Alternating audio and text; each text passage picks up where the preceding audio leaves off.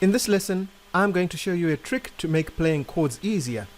They'll be so easy that you can actually play them without even looking at the keys. Up to this point, we've been jumping around the piano quite a lot with our chords.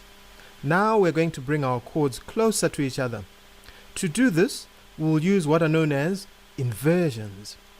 An inversion is simply a way to rearrange the notes in a chord. I'm going to show you 3 ways to play the same chord. We've been playing all our chords in what is known as root position. So for example, this C chord is in root position because the root C is at the bottom. We don't always have to have C at the bottom. Sometimes E can be at the bottom. That means we'll play E with our thumb, and then we're going to play G with finger number 2. And now all we need is C, so we can play C at the top with our pinky, like this. This is what we call the first inversion.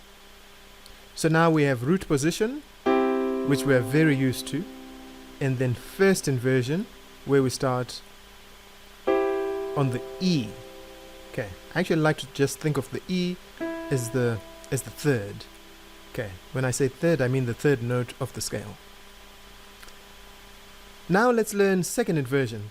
So for this, put your thumb on G. Next, finger 3 can play C, and then finally your pinky can be on E at the top. This is the C chord in second inversion. So now we have C in root position, then first inversion and second inversion. I'll do that again slowly. So root position, your thumb's on C, it's on the first note of the scale. First inversion, start on the third note of the scale. And then second inversion, where we start on the 5th note of the scale.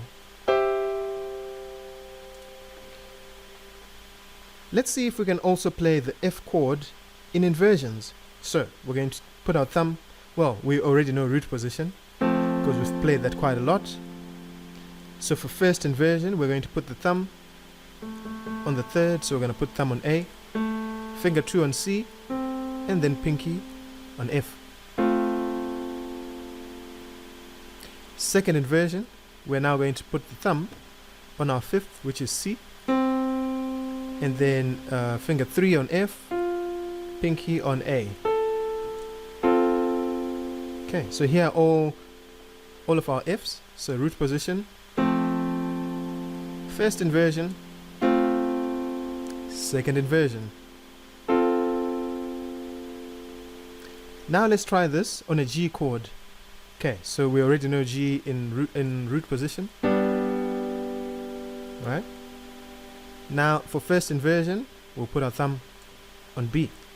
And then finger 2 on D. All we need is G. And then for second inversion, we're now going to put our thumb on D, finger 3 on G, pinky on B. I hope you can see that, for example, in this G chord, remember the notes are G, B, and D. So whether we're playing root position, we've got G, B, D.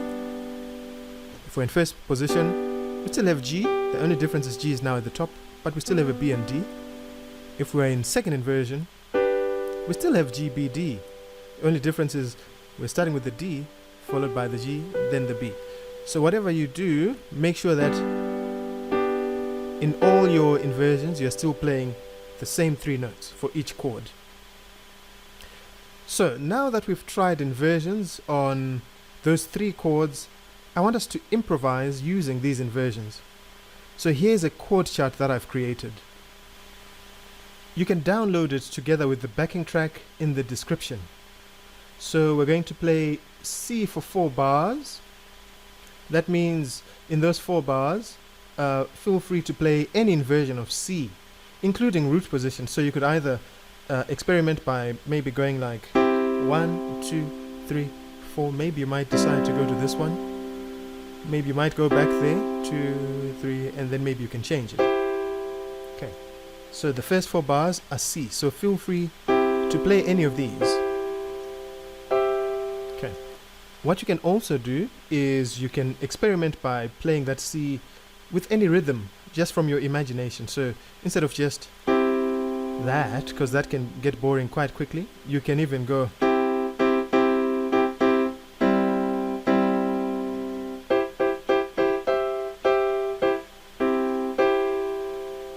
okay. So that's just an example of how you can use rhythm to play through different inversions of your chord. Okay, so once you've done your C for 4 bars, I then want you to go to F for 4 bars, and again we're going to experiment with these inversions.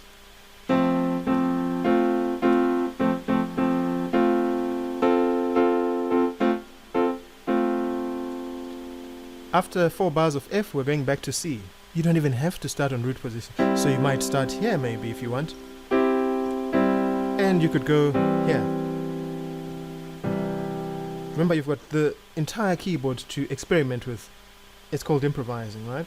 Once you've done your 4 bars of C, feel free to do 4 bars of G and experiment as well. You don't have to start on root position. You could start there if you want, wherever you want. If you want to keep going up,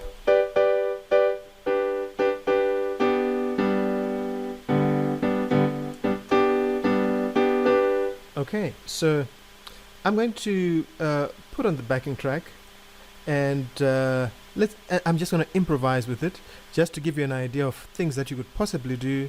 And then when I'm done, you can pause the video, get the backing track, and play over that backing track in any way that you want. Just let your imagination let loose and play your inversions, any rhythm of your choice. So here's me just making some things up on the spot. 1, 2, 3, 4.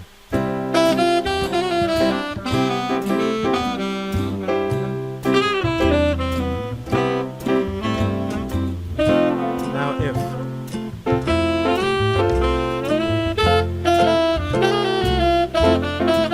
Back to C.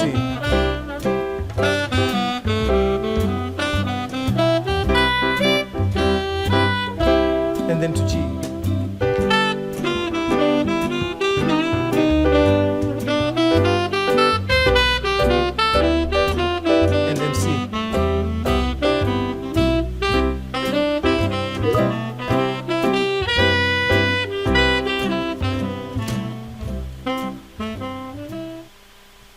Okay, that was good fun. I'm just going to stop it right there.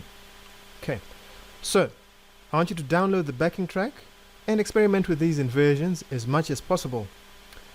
You will definitely feel more confident moving around the keyboard, and your playing will sound more professional if you do this exercise over and over. Don't forget to use the pedal, and most importantly, because it's improvising, to have fun. If you've enjoyed this lesson, don't forget to hit that like button, leave a comment, and ask any questions or share your progress. Subscribe to this channel for more lessons just like this one, and I will see you in the next video.